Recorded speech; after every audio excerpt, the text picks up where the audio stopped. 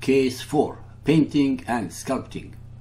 Ladies and gentlemen, please be aware that the words picture, painting, sculpture or sculpting do not exist in the Quran but are repeatedly mentioned in the hadiths or traditions. Muhammad plagiarized, pirated and plundered these concepts and ideas and many more from the Torah of the Jews as in the following, and incorporated them in his Sunnah but not the Quran. Exodus 20.2. I am the Lord your God. You shall have no other gods before me. You shall not make for you any engraved images. You shall not bow down yourself to them, nor serve them. Leviticus 26.1. You shall make no idols or graven image, nor erect a pillar, nor shall you set up any image of stone in your land to bow down to it, for I am the Lord your God. God's commands are crystal clear that they forbid the Israelites from creating images or statues, to which they bow down in veneration, because that would be idolatry. As long as they do not venerate their own creations, these commands do not forbid the Israelites from actually painting and or sculpting any form they choose to for decorations and art. It was the rabbis of the Jews who put up rules and regulations forbidding the Jews from painting and or sculpting any forms of humans and animals. Here again were man-made rules imposed upon the believers. Muhammad, the consummate pirate of the desert, plundered these rules from Jewish traditions, not knowing they are not forbidden by God. Sahih al-Bukhari 8.246, narrated by Abu Huraira. The Prophet said, Allah created Adam in his picture, 60 cubits in height, about 30 meters.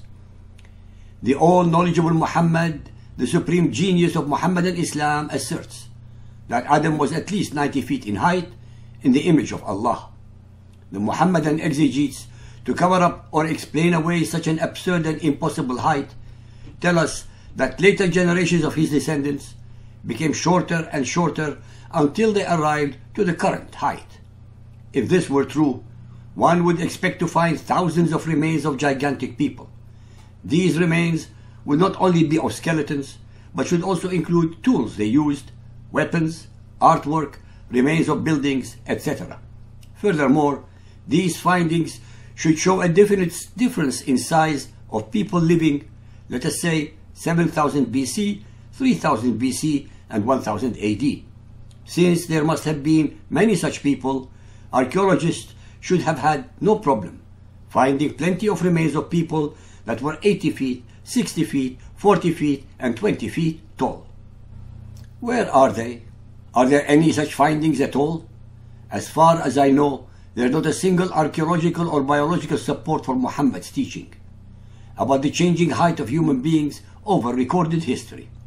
Unerringly, Muhammad was as usual wrong on all counts. Sunan Abu Dawud 227, narrated by Ali bin Abi Talib.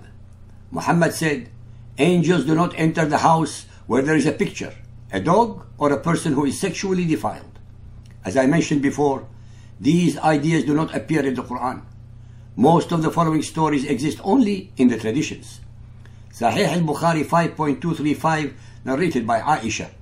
Muhammad said to Aisha, his child bride, you have been shown to me twice in my dream. I saw you pictured on a piece of silk, and someone said to me, this is your wife. When I uncovered the picture, I saw that it was yours. I said, if this is from Allah, it will be done. Al-Tirmidhi Hadith 6182, narrated by Aisha. Gabriel brought a picture of her, Aisha, on a piece of green silk to Allah's Messenger, said, this is your wife in this world and the next. Muhammad always had the superior rules only for himself. He who condemned pictures saw his would-be child bride on a piece of silk without associating it with Satan. Sahih al-Bukhari 4.570, narrated by Ibn Abbas. The Prophet entered the Kaaba and found in it the pictures of Abraham and Mary. On that he said, what is the matter with the Quraysh? Have they not heard that angels do not enter a house in which there are pictures? This is a monstrous and obvious lie and deception. Since Muhammad prayed in the Kaaba most of his adult life without once mentioning any pictures in it either in his Quran or in the earlier hadiths until this instant. How is it conceivable that he did not see these pictures before?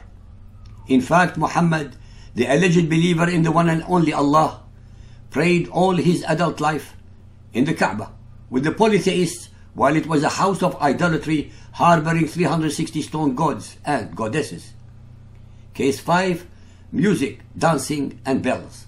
Ladies and gentlemen, please be aware that the words music, musical, sing, bell, bells, dance, dancing are not mentioned in the Quran but appear in many hadiths about his Sunnah.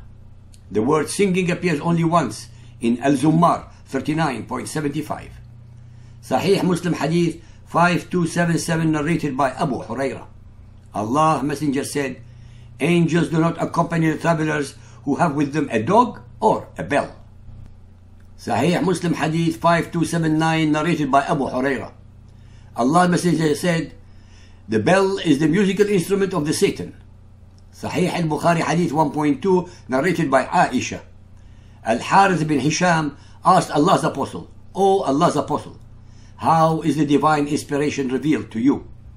Allah's Apostle replied, sometimes it is revealed like the ringing of a bell. This form of inspiration is the hardest of all. Dear listeners, since the bell, according to Muhammad, is the instrument of Satan, it is then no wonder that Muhammad's most difficult revelations were accompanied with the sound of the ringing of bells. Sahih al-Bukhari 2.72 narrated by Aisha. Abu Bakr came to my house while two Ansari girls were singing beside me. Abu Bakr said protestingly, musical instruments of Satan in the house of Allah's Apostle? Sahih al-Bukhari 7.494b narrated by Abu Malik al-Ash'ari, that he heard the Prophet saying, from among my followers there will be some people who will consider illegal sexual intercourse, the wearing of silk, the drinking of alcoholic drinks, and the use of musical instruments as lawful. Allah will destroy them during the night. Once again I have demonstrated how Muhammad's Sunnah is equal to and or superior to the Quran. This is of course not surprising, since both of them were authored, composed and concocted by Muhammad to serve his selfish and depraved purposes. Case 6. Poetry, chess, gold and silk. Although the Quran does not prohibit reciting poetry, playing chess, wearing gold and silk, nonetheless all of them are forbidden to the male Muhammadan Muslims in the Sunnah. Al-Shu'ara 26.224. And the poets, it is those straying in evil who follow them. Al-Anbiya 21.5. Nay, they say he is a poet. Let him then bring us a sign like the ones that were sent to the prophets. Al-Saffat 37.36. And say, what? Shall we give up our gods for the sake of a poet possessed? Sahih Muslim Hadith 5611 narrated by Abu Sa'id al-Khudri. We were going with Allah's Messenger, and as we reached Al-Arj, we met a poet who was reciting a poem. Thereupon Allah's Messenger said, catch the Satan, for filling the belly of a person with pus is better than stuffing his brain with poetry. Ladies and gentlemen, be aware that poets supplied the Arabs with their mental and spiritual nourishment, since they memorized the ancestry, deeds, glories and achievements of their tribes, and passed them on to future generations through their students or disciples to keep the records alive. Poets were actually the news media par excellence of Arabia. They were lethal weapons, since a very capable and articulate poet of a small tribe could elevate it in poems to levels greater than that of a much more powerful one. As far as my research has demonstrated, not a single poet during the long period of centuries of the so-called Jahiliyyah, days of ignorance period, that is before Muhammad and Islam, was ever a poet murdered for what he or she recited, unlike what was done by Muhammad and his followers. By the way, there were more female poets among the Jahiliyyah Arabs than during the entirety of 1400 years of Muhammad and Islam. Some of these poets were so formidable that Muhammad had at least 2 of them assassinated because they satirized him. So-called believers and unbelieving kuffar, Muhammad ordered the assassination and slaughter of any Arabian poet who satirized, criticized, or demonstrated that Muhammad was actually a charlatan, a pirate of the desert, and a traitor to his people. He had them butchered invariably at night when utterly unprepared, be they men or women, young or old, free or slave, as amply and very clearly recorded in the Hadiths. Al-Hajj 22.23. Allah will admit those who believe to gardens beneath which rivers flow. They shall be adorned therein with bracelets of gold and pearls, and their garments there will be of silk. Al-Fatir 35:33. Gardens of eternity will they enter, therein will they be adorned with bracelets of gold and pearls, and the garments there will be of silk. Sunan Abu Dawud 422, narrated by Abu Huraira. The Prophet said, if anyone wants to put a ring of fire on one he loves, let him put a gold ring on him. If anyone wants to put a necklace of fire on one he loves, let him put a gold necklace on him. And if anyone wants to put a bracelet of fire on one he loves, let him put a gold bracelet on him. Sunan Abu Dawud 4226, narrated by Asma. The Prophet said, any woman who wears a gold necklace will have a similar one of fire put on her neck on the day of resurrection. And any woman who puts a gold earring in her ear will have a similar one of fire put in her ear on the day of resurrection. Sunan Abu Dawud 4046, narrated by Ali ibn Abi Talib. The Prophet of Allah took silk and held it in his right hand, and took gold and held it in his left hand, and said, both of these are prohibited to the males of my community. Sahih Muslim 5612, narrated by Buraidah ibn al-Hasib. Allah's apostle said, he who plays chess is like one who dyes his hand with the flesh and blood of swine. Based upon all the above Muhammadan Muslim sources, quoted by chapter and verse, we can conclude two items. A. Muhammad's Sunnah on several important rules and concepts overrule the Quran. B.